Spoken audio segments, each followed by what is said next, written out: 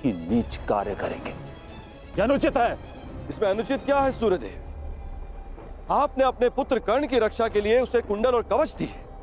मैं अपने पुत्र अर्जुन की रक्षा के लिए वो कुंडल और कवच छीन लेना चाहता हूं।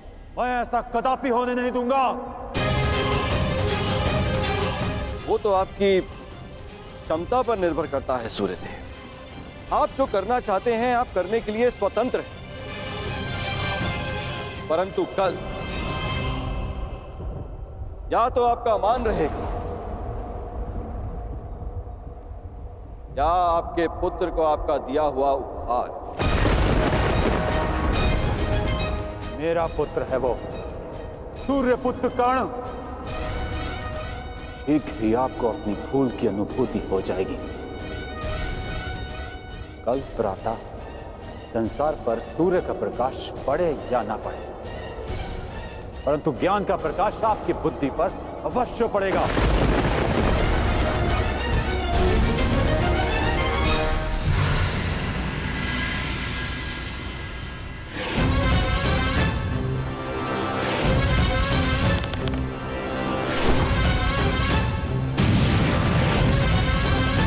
किसी कर्ण ने कहा था, यह युद्ध एक यज्ञ है और यज्ञ को सफल बनाने के लिए त्याग और दान करना होता है। सूर्यदेव, तुम्हारे इस पुत्र कर्ण को अपने प्राणों का बलिदान देना होगा।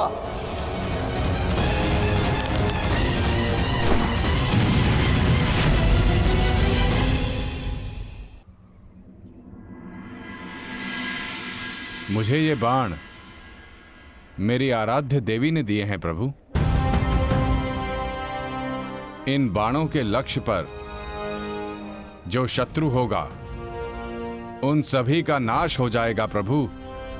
परंतु इतने भीषण युद्ध में तुम अपने शत्रुओं को पहचानोगे कैसे बारबरीक? सभी शत्रुओं पर लक्ष्य साधना इतना सरल कार्य नहीं। यदि तुमने अपने इन बाणों का संधान किया तो तुम्हारे मित्र भी मारे जा सकते हैं, और वो निरपराध भी जो इस युद्ध में भाग नहीं ले रहे। इसलिए मुझे ये 3 बाण दिए गए हैं प्रभु। मेरे पहले बाण में भरी लाल भस्म मेरे सभी मित्रों और सहयोगियों को चिन्हित करेगी। मेरा दूसरा बाण उन सभी को चिन्हित करेगा जो इस युद्ध में भाग नहीं ले रहे या निष्पक्ष हैं।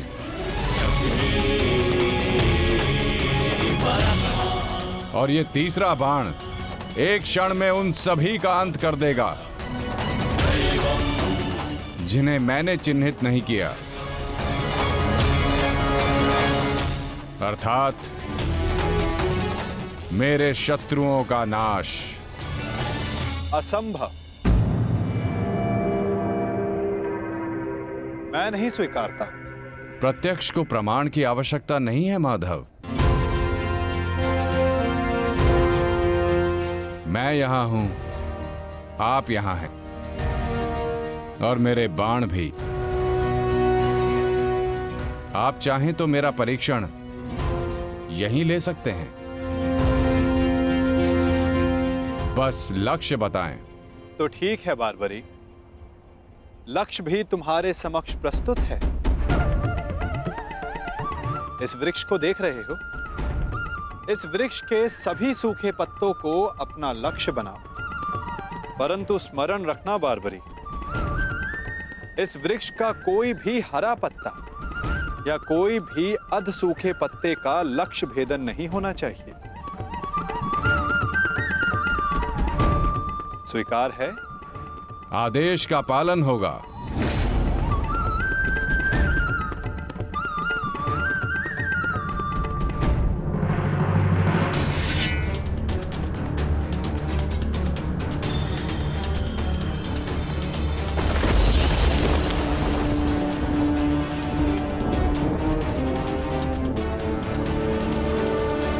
धर्मा एव हतो हन्ति।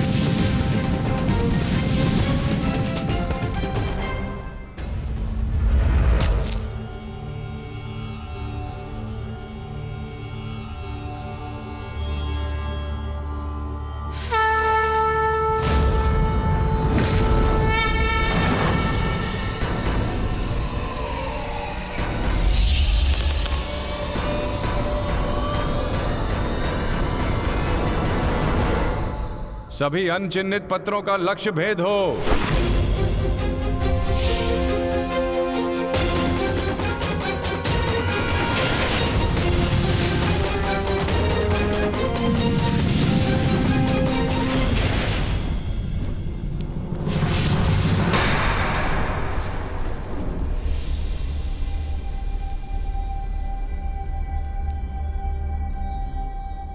प्रतीत होता है कि कोई सूखा पत्ता शेष रह गया है बारबरीक। तुम असफल हुए। न मैं असफल हुआ हूं और ना मेरा तीर कोई लक्ष्य छोड़ेगा।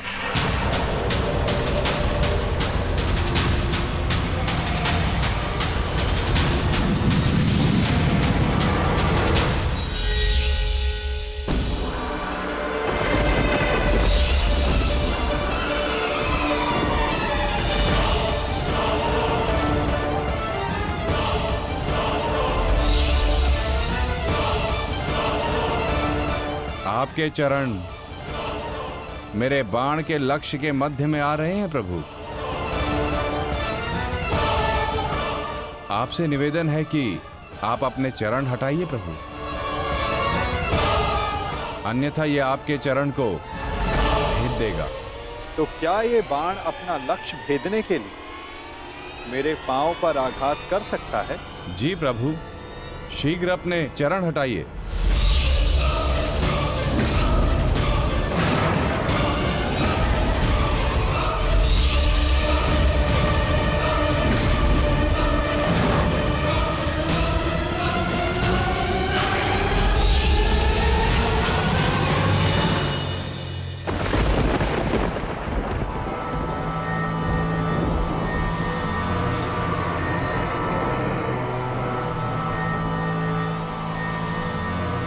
ये क्या किया वासुदेव? मेरा वरदान था कि ये बाण कभी लक्ष्य चूकेंगे नहीं। मैं वासुदेव आपके वरदान का मान अवश्य रखूंगा।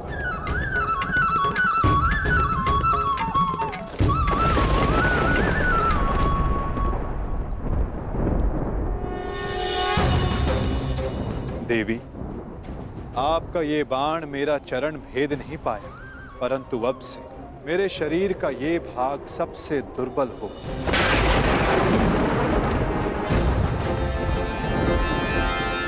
और अब कोई भी बाण मेरे इस स्मरण स्थल को भेद पाएगा। ये मेरा वचन है देवी, और यही मेरे इस देह को त्यागने का कारण बनेगा।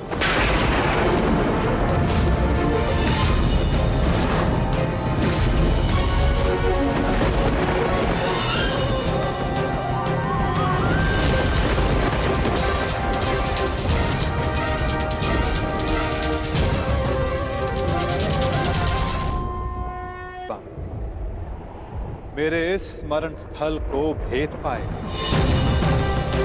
ये मेरा वचन है देवी, और यही मेरे इस देह को त्यागने का कारण बनेगा।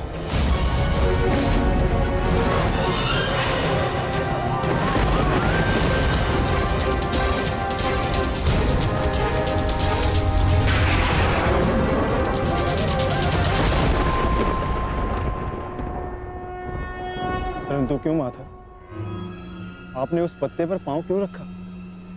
ऐसी क्या आवश्यकता थी आपको? मैंने जो किया उसकी आवश्यकता थी पार्थ, और अब जो मैं करने जा रहा हूं उसकी भी आवश्यकता है। परंतु मैं ऐसा करना नहीं चाहता था पार्थ। ये सत्य है कि बारबरीक के ये 3 बाण अमोघ हैं। ये हमारे लिए शुभ समाचार है ना माधव? हाँ, परंतु धर्म के लिए ये सबसे अशुभ समाचार है विकोदर।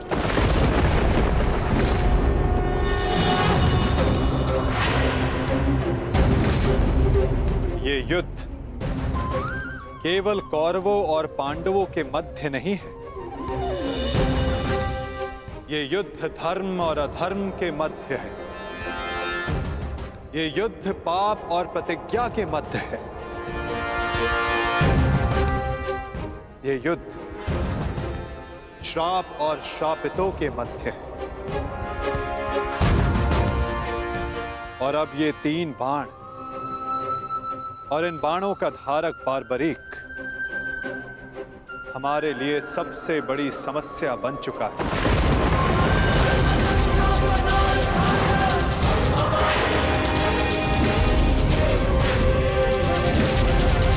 इसी कारण बारबरीक का अंत अब अनिवार्य है।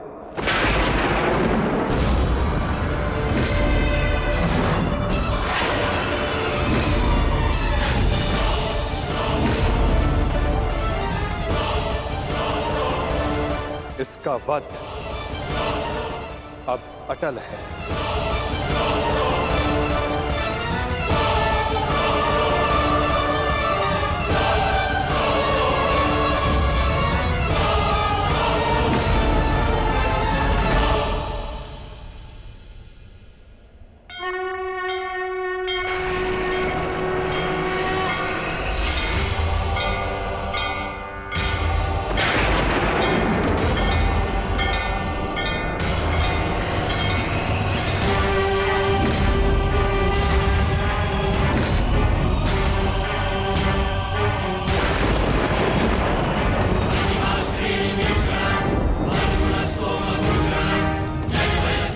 नहीं,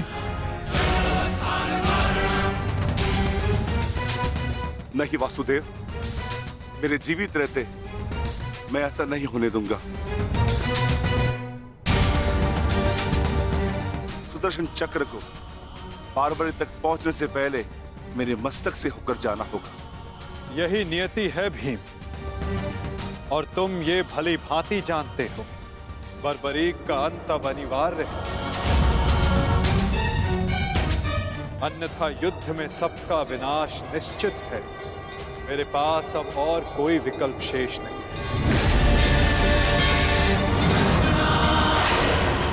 मुझे बारबरीक का अंत करना ही होगा।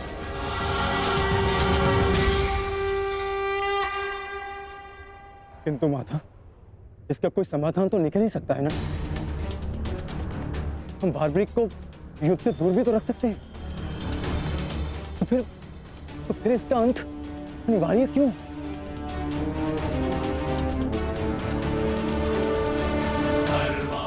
मैं अपने पुत्र को इसी क्षण जाने का आदेश दे दूंगा। मेरी आपसे विनती है प्रभु, मेरे पुत्र को उस कर्म का दंड मत दीजिए जो उसने अभी तक किया ही नहीं। मेरे पुत्र पर सुदर्शन चक्र का प्रयोग ना करें वासुदेव, मेरी विनती है आपसे।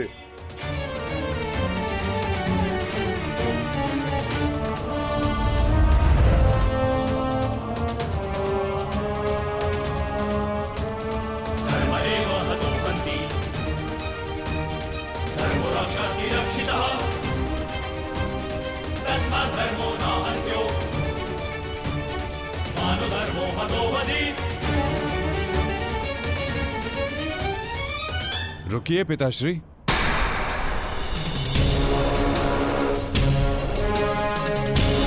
मैं यहां खाली हाथ लौटने नहीं आया था पिताश्री, मुझे इस युद्ध में भाग लेना ही है। मौन रहो तुम, तुम्हें अनुमान भी है तुम क्या बोल रहे हो? कदाचित मैं दृष्टा कर रहा हूं पिताश्री, परंतु मैं एक योद्धा भी हूं, और एक सच्चा योद्धा युद्ध भूमि से विजय प्राप्त करके लौटता है या वीर गति पाकर।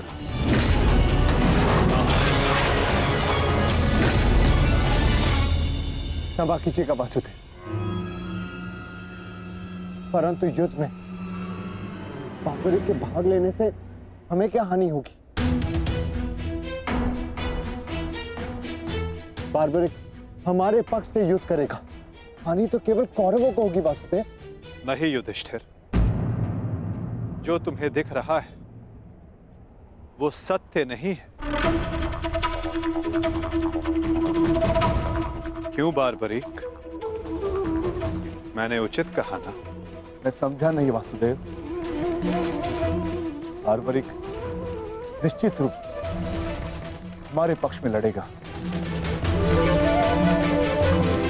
तो इसमें क्या संदेह है? क्यों पौत्र? सत्य यह है कि मैं इस युद्ध में निर्बल पक्ष की ओर से भाग लूंगा।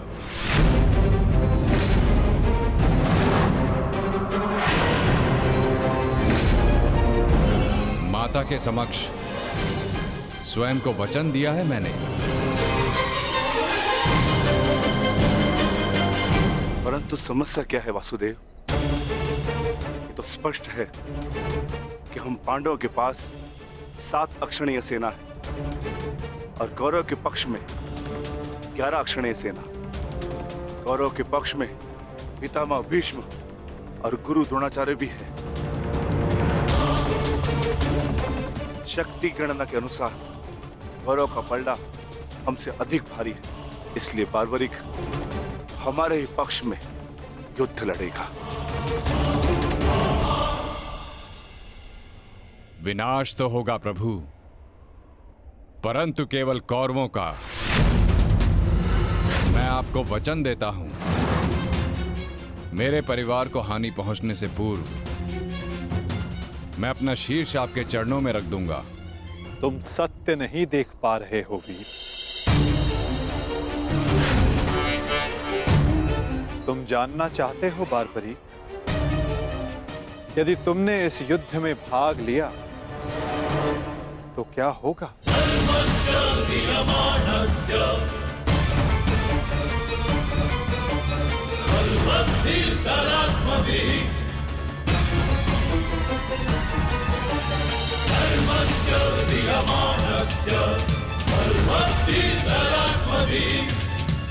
तो देखो,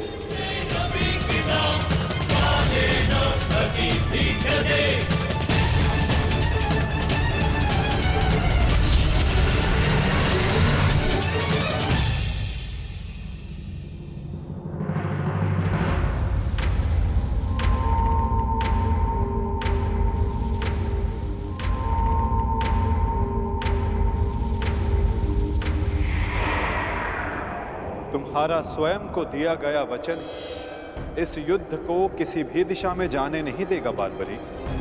इस युद्ध का संतुलन बिगाड़ देगा। तुम निश्चित रूप से आरंभ में पांडवों के पक्ष में रहोगे, क्योंकि आरंभ में पांडव कौरवों से निर्बल होंगे, परंतु शीघ्र ही ये परिस्थिति बदल जाएगी बार्बरीक।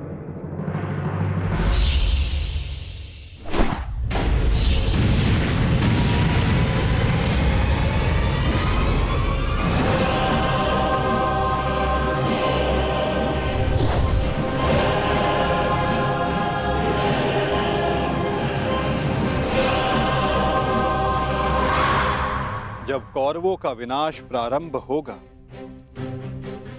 तो शीघ्र ही पांडवों का पलड़ा कौरवों से अधिक भारी हो जाएगा और तुम अपने वचन के कारण संतुलन बनाए रखने के लिए अपना पक्ष छोड़कर कौरवों के पक्ष में चले जाओगे और उसके पश्चात तुम पांडवों पर प्रहार करने लगोगे।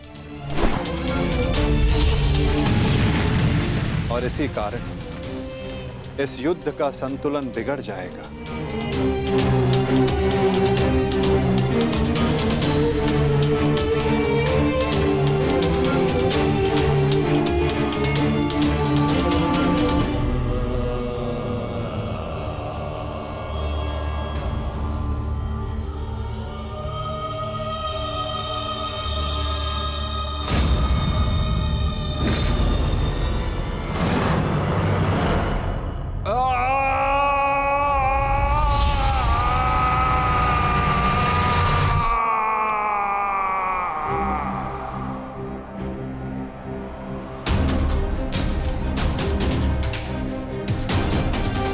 यही सत्य है बार्बरीक।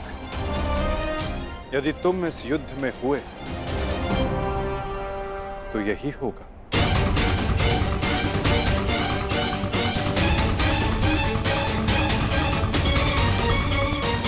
यदि तुम इस युद्ध में हुए तो यही होगा। तो मैं क्या करूं प्रभु? संसार का हर योद्धा अपना युद्ध चुनता है, क्या मुझे ये युद्ध चुनने का अधिकार नहीं? योद्धा कभी अपना युद्ध नहीं चुनता बार्बरीक। युद्ध अपना योद्धा चुनता है।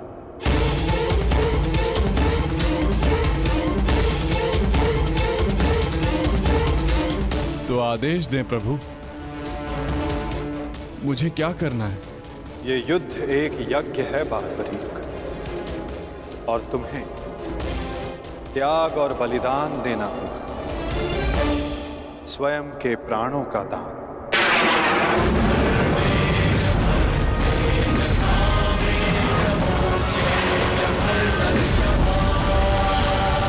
नहीं पौत्र, नहीं। नहीं माता, नहीं। आप ही कहते हैं ना प्रभु कि प्रत्येक मनुष्य के जीवन का कोई ना कोई लक्ष्य होता है। मेरी बस एक ही इच्छा थी कि मैं भी इस युद्ध में भाग लूं।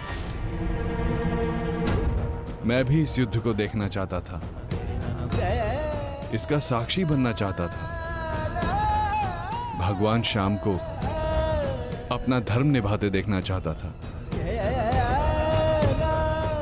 क्या मेरी ये इच्छा अधूरी रह जाएगी? मैं वचन देता हूं बारबरीक, इस युद्ध का साक्षी बनने की तुम्हारी इच्छा मैं अवश्य पूर्ण करूंगा। यदि इस युद्ध में तुम मेरी सहायता करना चाहते हो बारबरीक, तो तुम्हें स्वयं को इस युद्ध से विरक्त करना होगा, और इसका केवल एक ही मार्ग है जो तुम भली भांति जानते हो।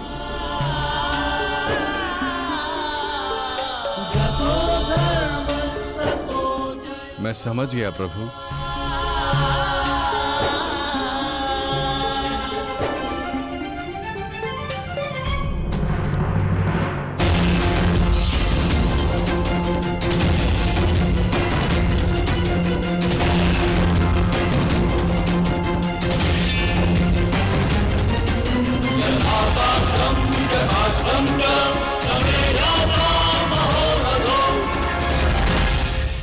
मैं घटोत्कच पुत्र महाबली भीम पौत्र बर्बरीक स्वेच्छा से अपना शीश भगवान कृष्ण के चरणों में भेंट करता हूं।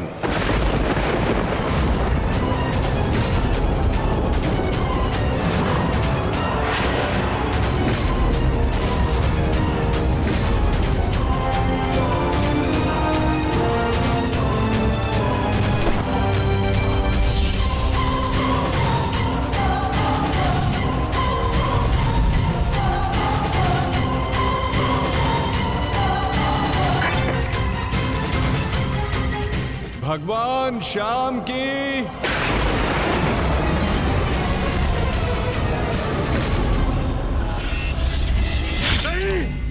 पुत्र बारबरीक,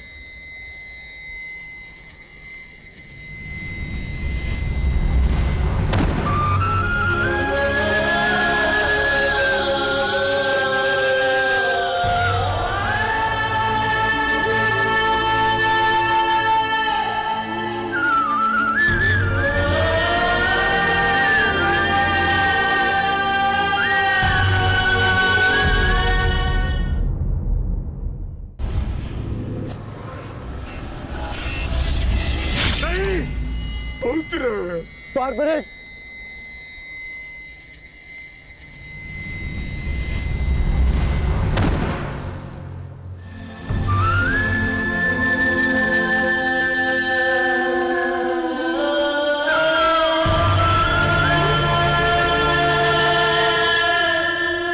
मेरे पुत्र की कामना थी इस युद्ध का साक्षी बनने की, वो भी अधूरी रह गई।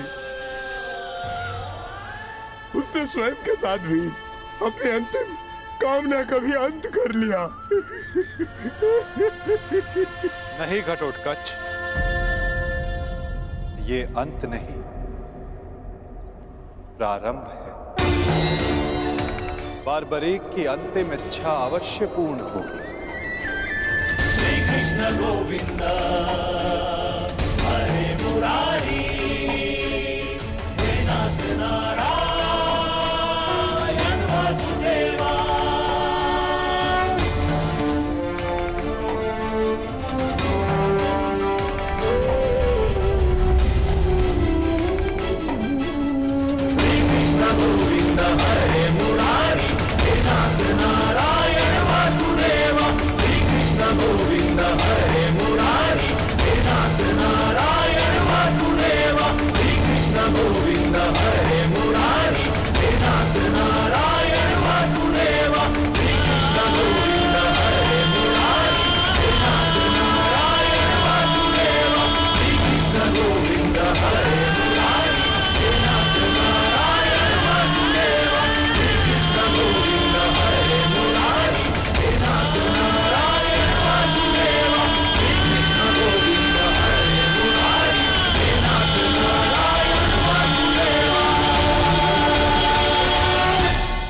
बर्बरीक इस महाभारत का एक महत्वपूर्ण कार्य पूर्ण करेगा।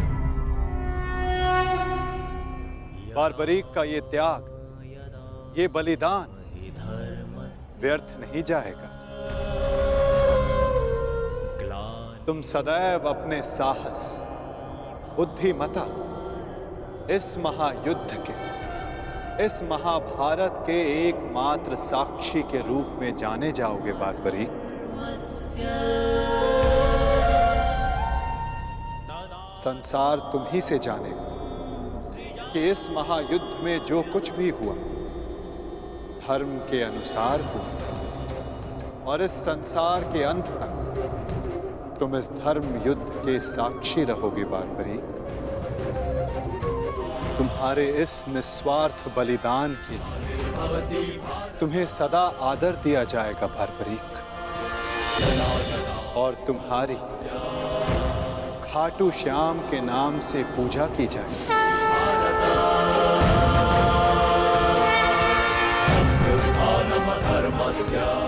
तुम हर उस निर्बल की सहायता करो जो तुम्हारे समक्ष सहायता मांगने आएगा। वीर बर्बरीक, तुम अपने साहस के लिए जाने जाओगे, महाभारत के निर्णायक के रूप में जाने जाओगे, शीश दानी के रूप में जाने जाओगे।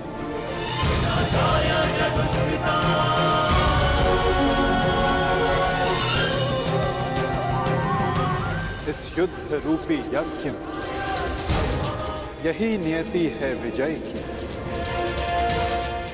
विजय बलिदान मांगती है, विजय दान मांगती है। दानी बर्बरीक, तुम सदा अमर रहोगे।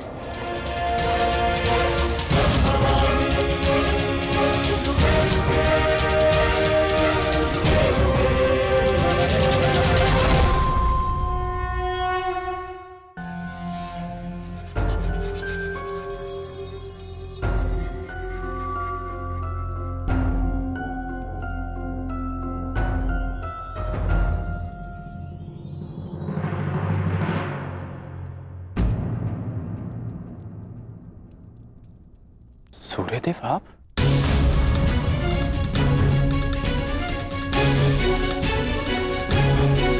बड़ी बात, कल्याण हो पुत्र।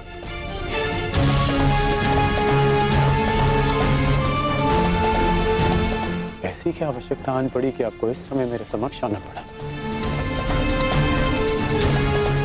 कुछ समय पश्चात मैं आपको अर्घ भेंट करने आने ही वाला था। आज मैं अर्घ लेने नहीं आया हूं पुत्र, तो मैं एक चेतावनी देने आया हूं।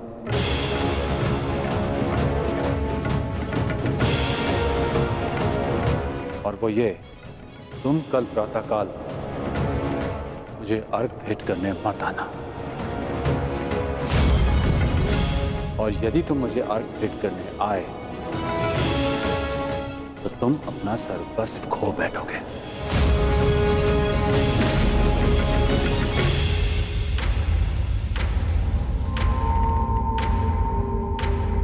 हाँ पुत्र, मेरी विनती है तुमसे, कल प्रातःकाल तुम मुझे अर्घ देने मत आना। तो मैं तो आपको बचपन से अर्घ देते आया हूं। तो आज अचानक ऐसा क्या हो गया कि आप मुझे अर्घ देने से रोक रहे हैं? तुम्हारा वचन पुत्र, तुमने प्रतिज्ञा ली है, सूर्य को अर्घ देते समय यदि कोई भी तुमसे कुछ भी मांगेगा तो वो तुम उसे दान में दे दोगे। कल का अर्घ तुम्हें कुछ ऐसा दान देने पर विवश कर देगा जिससे तुम मेरा दिया हुआ आशीर्वाद सदैव के लिए खो बैठोगे। देवराज इंद्र ने तुम्हें परास्त करने के लिए षड्यंत्र रचा है। वो कल प्रातःकाल तुमसे दान मांगने आएंगे और दान में वो तुमसे कवच और कुंडल मांगे। तुम्हें ज्ञात है पुत्र? मुझे ज्ञात नहीं, परंतु आपको चिंतित देख के आभास हो गया। और यदि स्वयं मेरे पिताश्री मुझे चेतावनी देने आए हैं कि इंद्रदेव मुझसे दान मांगने आएंगे, तो इसका सीधा संबंध अर्जुन से होता है, इंद्रदेव का पुत्र अर्जुन। और उसमें कोई बुराई भी नहीं, क्योंकि हर पिता अपने पुत्र की भलाई चाहता है। यदि इतना समझते हो तो ये भी समझ लो पुत्र कि ये पिता भी यही चाहता है कि उसके पुत्र के साथ कोई अन्याय ना हो, कोई छल ना हो। मेरी विनती है तुमसे, कल प्रातःकाल मुझे अर्घ देने मत आना। पहले भी मैं तुम्हारे साथ बहुत अन्याय कर चुका हूं पुत्र, परंतु अब और अन्याय नहीं। कहो पुत्र, अपने पिता की बात मानोगे? कल प्रातःकाल अर्घ देने नहीं आओगे ना? मुझे उत्तर दो पुत्र, मुझे उत्तर दो। प्रश्न उत्तर का समय नहीं बचा है। मनुष्य का कर्म उसके हर प्रश्न और उत्तर से बड़ा होता है। और अब आपके कर्म का समय हो गया है। अंधकार में डूबे समस्त संसार को आपको प्रकाश देना है। आप अपना कर्म और धर्म निभाइए और मैं अपना कर्म और धर्म निभाऊंगा। बस आपसे एक प्रार्थना है कि अब ये अन्याय मत होने दीजिएगा कि संसार कहे कि कर्ण ने अपने जन्मदाता को अपना धर्म करने से रोक दिया।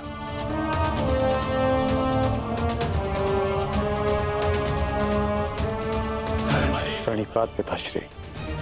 मुझे आशा है पुत्र तुम मेरी विनती स्वीकार कर। कल्याण हो तुम्हारा।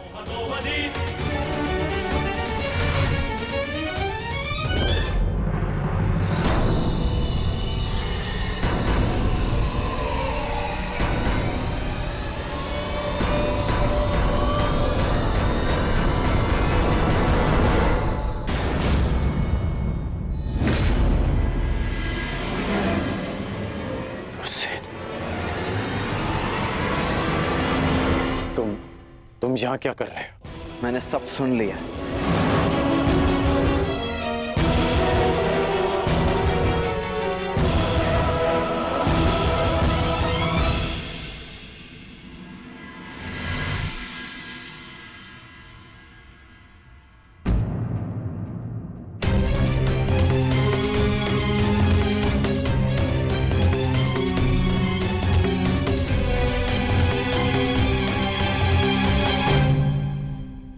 सूर्य नारायण, आप यहाँ? इस प्रकार यहाँ आने के लिए मैं आपसे क्षमा चाहता हूँ, परंतु पुत्र कर्ण पर बहुत बड़ा संकट आने वाला है। उसे सावधान करना होगा।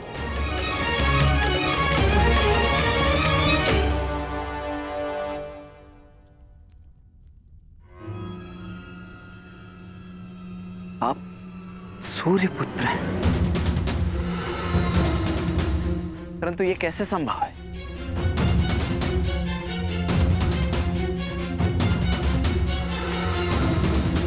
मेरे जन्म से पूर्व एक स्त्री को वरदान मिला था कि वो किसी भी देवता का आवाहन करके कोई भी वरदान पा सकती थी। उस स्त्री को विश्वास नहीं हुआ और उसने इस वरदान को परखने का प्रयास किया। उसने सूर्यदेव का आवाहन किया और वरदान से पतित सूर्यदेव को उन्हें पुत्र देना पड़ा, परंतु वो अविवाहित कन्या समाज के भय से भयभीत हो गई और उसने उस बालक को गंगा में बहा दिया। वो बालक मैं था, जिसे पिता अविरत ने पाला। सूर्यदेव के आशीर्वाद के रूप में मुझे कवच और कुंडल मिले, जो अब इंद्रदेव छीन लेना चाहते हैं अपने पुत्र अर्जुन के लिए। सूर्यदेव मुझे यही समझाने आए थे कि मैं इंद्रदेव को कल दान ना दूं। अर्थात आज आप अर्घ देने नहीं जा रहे?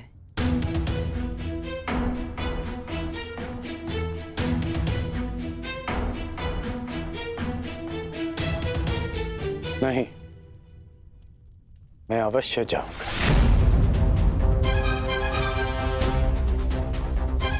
क्यों? मैं आपको ऐसा नहीं करने दूंगा।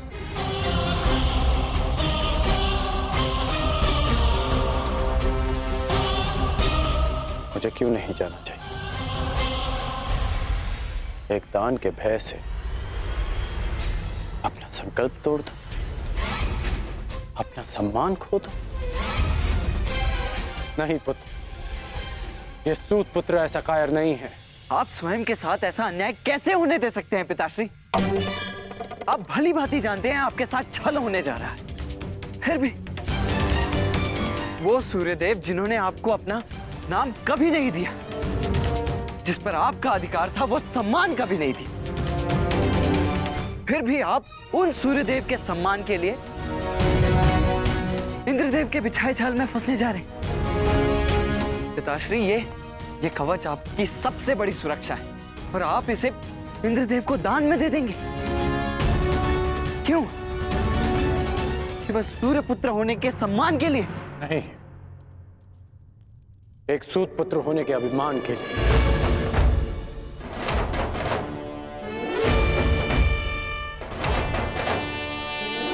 मैं आज भी एक सूत पुत्र हूं।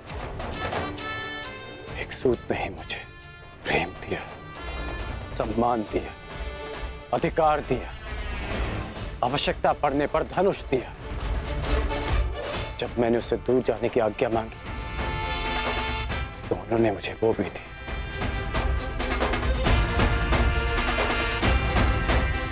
तुमने ठीक कहा पुत्र कि जिन सूर्यदेव ने मुझे मेरा नाम, मेरा सम्मान नहीं दिया, मैं उनके एक उपहार के लिए ऋणी क्यों रहूं?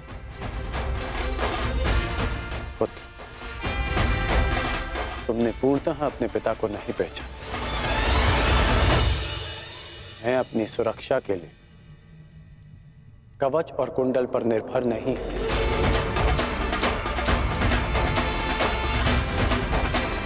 मेरी शक्ति मेरा वो साहस है जो मैंने अपनी मां राधा से पाया। मेरी शक्ति मेरा वो विश्वास है जो मैंने अपने पिता अधिरथ से पाया। मेरी शक्ति वो तिरस्कार है जो मैंने समाज से पाया। इस राधेकरण के कौशल और योग्यता को किसी कवच कुंडल की आवश्यकता नहीं है। परंतु पिताश्री, ये सब अन्याय है। जो भी आपके साथ हो रहा है, ये सब अन्याय है।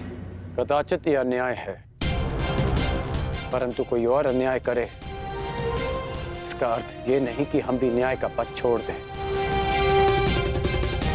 मैं अपना मार्ग चुन चुका हूं। यदि तुम्हारे मन में मेरे लिए कोई भी स्थान है, एक पिता के रूप में या एक योद्धा के रूप में, तुम इस रहस्य को रहस्य ही रखोगे। तुम्हें मेरी सौगंध है। वचन दो मुझे पिताश्री। वो वचन दो मुझे वृषसेन।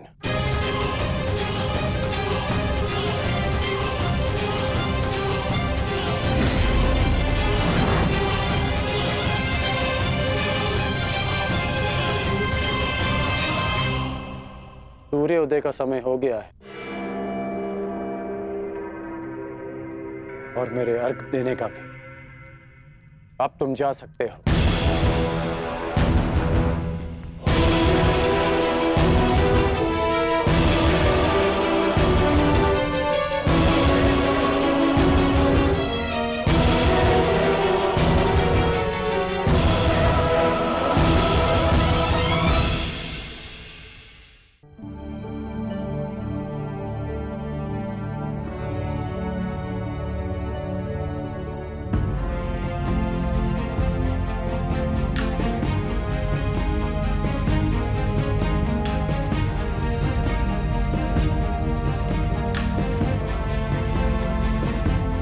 क्या हुआ माता?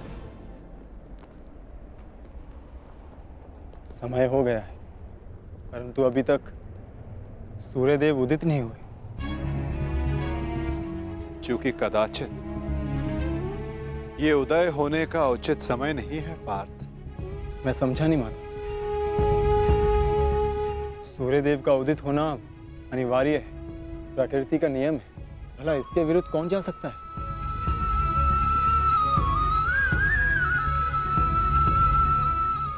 एक पिता अपनी संतान के लिए किसी के भी विरुद्ध जा सकता है पार्थ।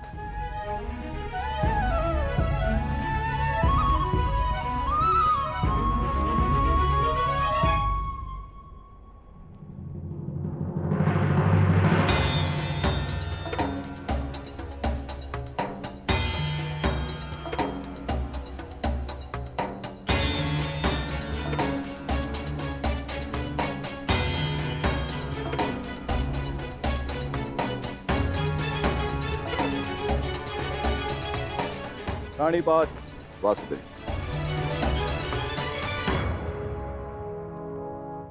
प्राणीपात गांधीवधारी अर्जुन। प्राणीपात, परंतु मैंने आपको पहचाना नहीं ब्राह्मण देव। महान व्यक्ति के पास समय ही कहां होता है किसी और से परिचित होने के लिए, परंतु महान व्यक्ति से समस्त संसार परिचित रहता है। वासुदेव का पराक्रम और अर्जुन के शौर्य से ऐसा कौन है इस संसार में जो परिचित ना हो।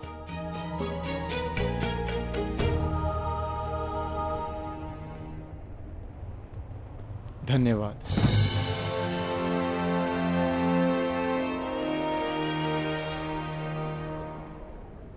मेरा आशीर्वाद है अर्जुन, इस महाभारत के युद्ध में तुम्हारी विजय निश्चित है। तुम अपने शौर्य से अपने शत्रु पर विजय प्राप्त करो।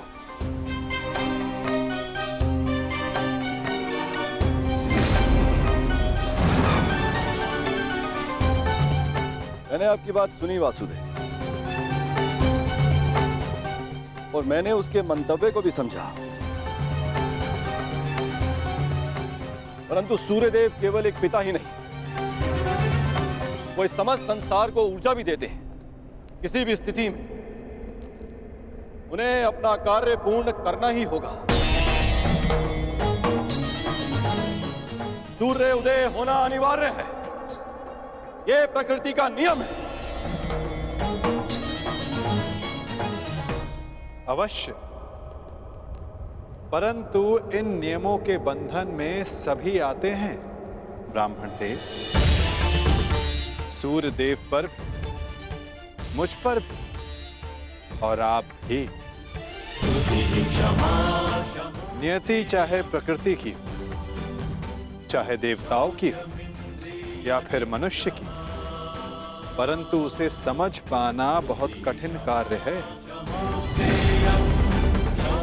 आपको स्मरण करवा देता हूं ब्राह्मण देव, मनुष्य को दुर्बल समझना देवताओं के लिए घातक सिद्ध हो सकता है। ऐसा कोई विघ्न नहीं जो एक दृढ़ निश्चयी मनुष्य का मार्ग रोक सके। यदि मनुष्य चाहे तो वो पर्वतों का स्थान भी बदल सकता है। मैं मनुष्य की नियति और निश्चय को कम नहीं आंक रहा वासुदेव, परंतु किसमें कितना बल है ये तो केवल परीक्षा से ही सिद्ध होगा। कभी कभी परीक्षा में परीक्षार्थी नहीं, परीक्षा लेने वाला भी असफल हो जाता है ब्राह्मण देव।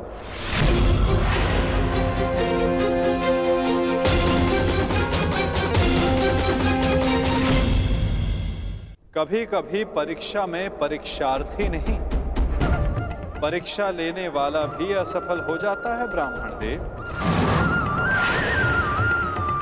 फिर चाहे वो मनुष्य हो या देव। देवताओं का तो धर्म होता है ना वासुदेव, मनुष्य को सदैव नए नए अवसर देना।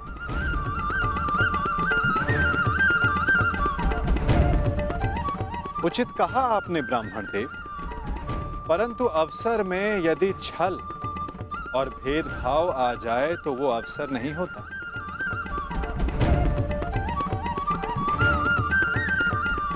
कदाचित आपको स्मरण तो होगा ही, यदि धर्म और कर्म में पक्षपात आ जाए तो धर्म धर्म नहीं होता और ना कर्म कर्म रहता है। एक पिता का धर्म होता है सदैव अपने पुत्र के हित में देखना, और एक पिता के अंधे पुत्र प्रेम के कारण ही ये महाभारत हो रही है ब्राह्मण देव।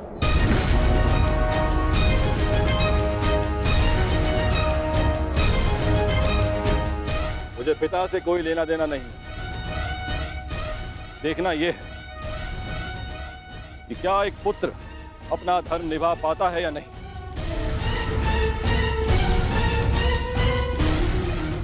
क्या एक पुत्र अपने पिता के सम्मान की रक्षा कर पाता है या नहीं।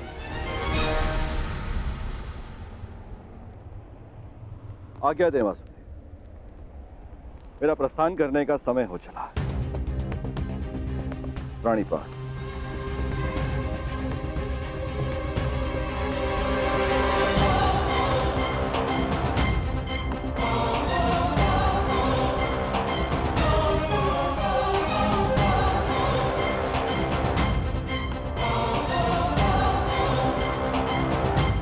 विजयी भाव वत्स, विजयी भाव।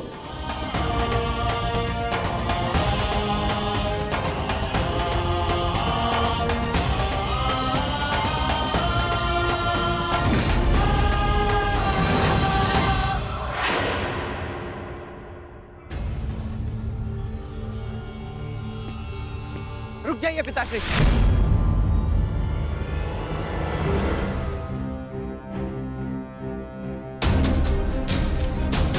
मत जाइए, अपने साथ ऐसा अन्याय मत होने दीजिए।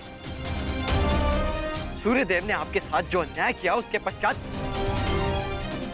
पश्चात आप ऐसा कैसे कर सकते हैं? मैं ये सब इसलिए कर रहा हूं क्योंकि ये मेरा धर्म है, एक सूत का धर्म। हम सूत सदा देते आए हैं, युद्ध में सारथी बनकर सुरक्षा देते हैं, राज्य को समय पर कर देते हैं। आज एक सूर्य पुत्र के सम्मान का नहीं, एक सूत पुत्र के सम्मान का प्रश्न है। वो सूत पुत्र जिसने दान में मांगी हर वस्तु देने का वचन दिया है। आज मुझसे कोई मेरे कवच और कुंडल क्या, प्राण भी मांगेगा तो मैं दे दूंगा।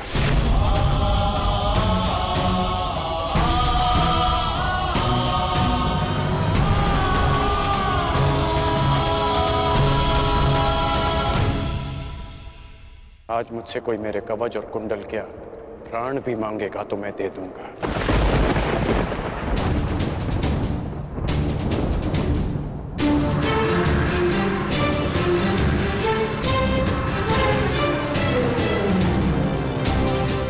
नहीं पिताश्री, मैं आपको ऐसा नहीं करने दूंगा, चाहे कुछ भी हो जाए। मेरे मार्ग से हटो, मेरे मार्ग से हटो और मुझे मेरा धर्म निभाने दो।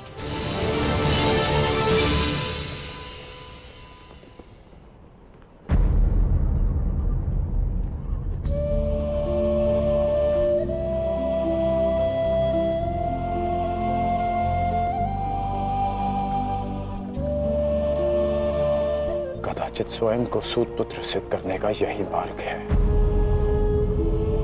कि मैं सूर्य से मिले इस आशीर्वाद को स्वयं से सदा के लिए दूर कर दूं।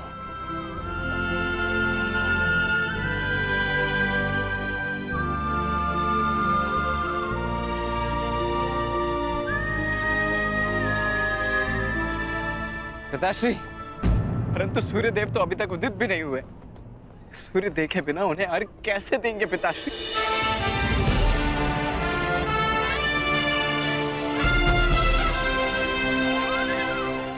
सूर्य उदय होगा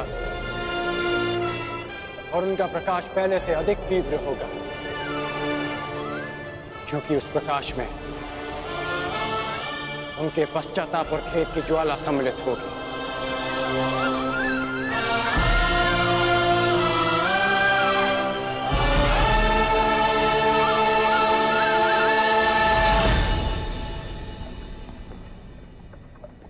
पश्चाताप तो मुझे भी है पिताश्री कि मैं आपको कभी ठीक से समझ ही नहीं पाया। परंतु मैं आपको स्वयं के साथ ये अन्याय नहीं करने दूंगा। केवल एक ही व्यक्ति है जो इस अन्याय को होने से रोक सकता है। हाँ।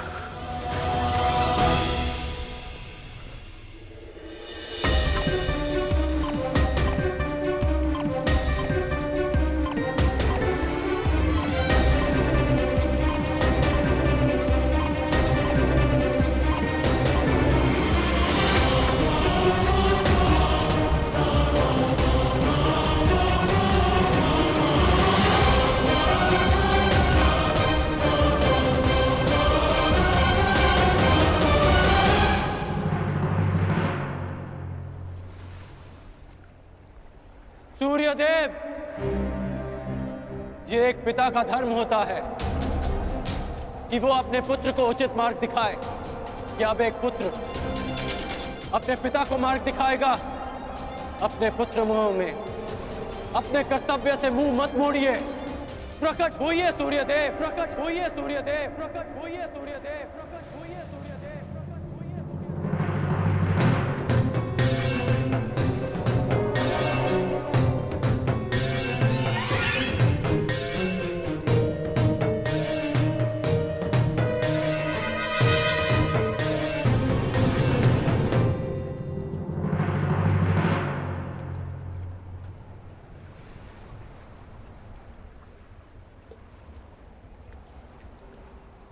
सूर्यदेव ने ना उदय होने का प्रण लिया है कर्ण। सूर्य उदय की प्रतीक्षा कर कर अपना समय व्यर्थ कर रहे हो कर्ण। सूर्यदेव अपना उत्तरदायित्व भूल चुके हैं। प्रकृति निर्मोही है और उसका संबंध केवल अपने कर्तव्य से है। और स्वयं सूर्यदेव भी इस प्रकृति का महत्वपूर्ण भाग है।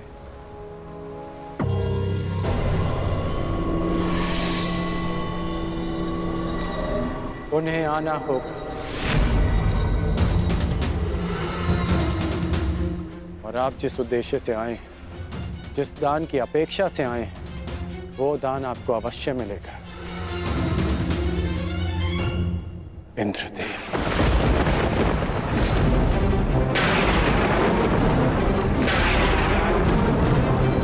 आपने एक भिक्षुक की मर्यादा का उल्लंघन किया है। अपने वास्तविक रूप में आइए इंद्रदेव।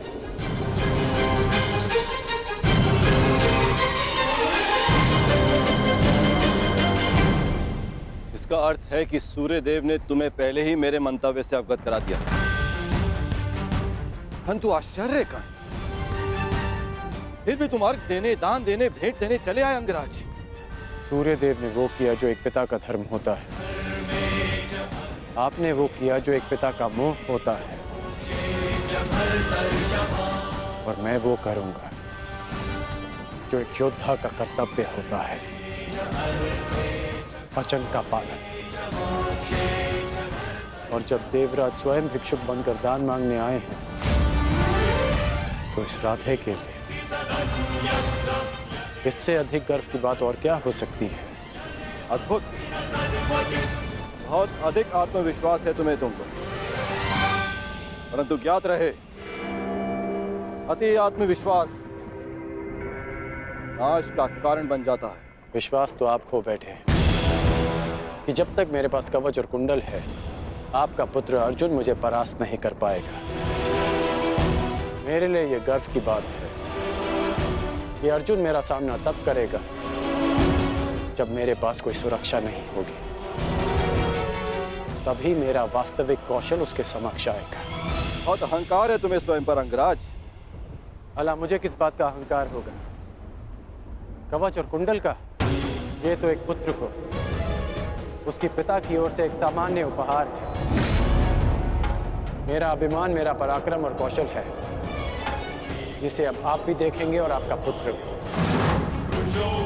मैं अपना कवच और कुंडल आपको प्रसन्नता से भेंट कर दूंगा, क्योंकि युद्ध में बने रहने के लिए मुझे इनकी आवश्यकता नहीं है। उसके लिए मेरा पराक्रम और मेरे गुरु का प्रशिक्षण ही पर्याप्त है।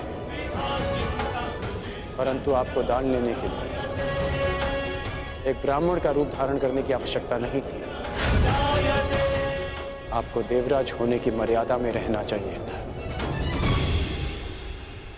मानता हूं कि मैंने पुत्र मोह में ऐसा किया, परंतु पुत्र मोह का अपराधी केवल मैं ही नहीं, कोई और भी है जो अपने कर्तव्य मार्ग से टिक रहा है। कदाचित तुम्हारे पिता आज उदय ना होकर तुम्हें दान नहीं करने देना चाहते। दान का वचन मेरा है जिसे मैं पूर्ण करूंगा, और उदय होना सूर्य देव का धर्म है। जब पुत्र अपना कर्तव्य निभा रहा है तो एक पिता को भी अपना धर्म निभाना होगा। सूर्य देव को उदित होना होगा।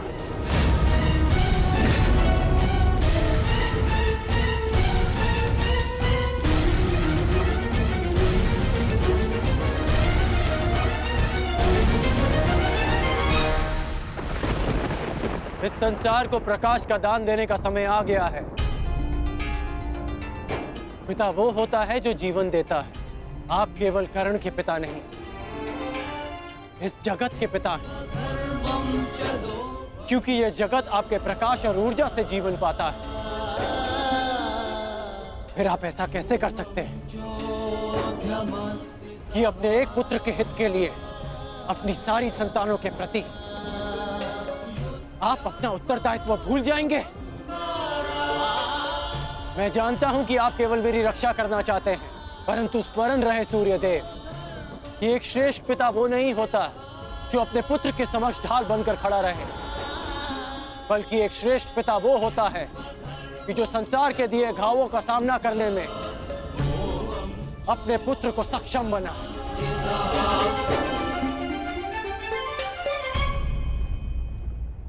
अवसर की प्रतीक्षा अवसरवादी करते हैं,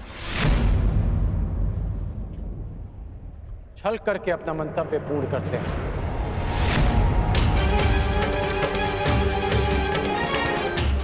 परंतु वीर हर पल को अवसर बना देता है। जिस प्रकार सूर्य को छाया के लिए मेघों की आवश्यकता नहीं, उसी प्रकार इस सूर्य पुत्र को किसी कवच की आवश्यकता नहीं।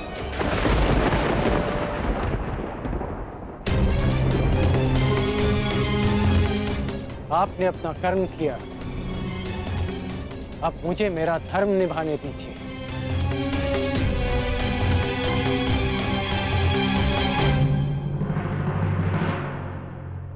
वासुदेव!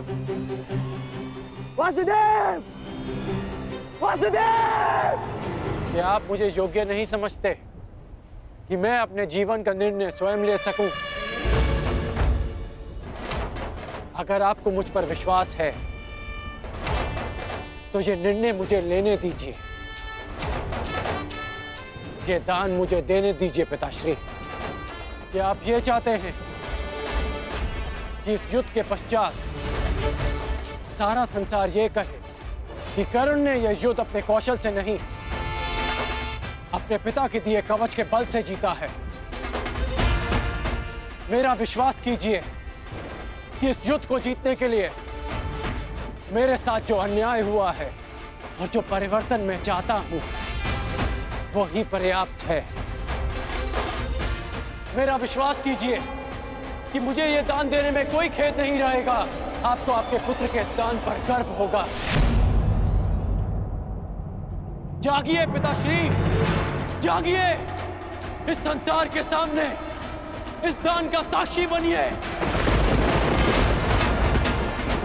मेरा आह्वान है कि आप उदित हो, उदित होइए पिताश्री।